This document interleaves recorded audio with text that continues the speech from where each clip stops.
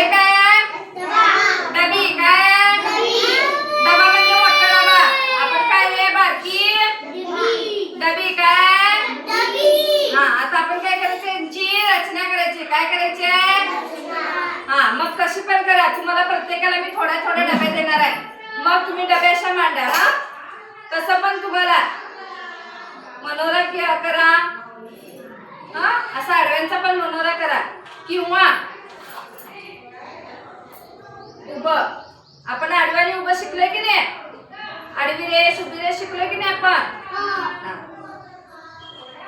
असं पण मनोरा करू शकताय तुम्ही किंवा तुम्ही नक्षी पण करू शकता डब्याची शिकवून.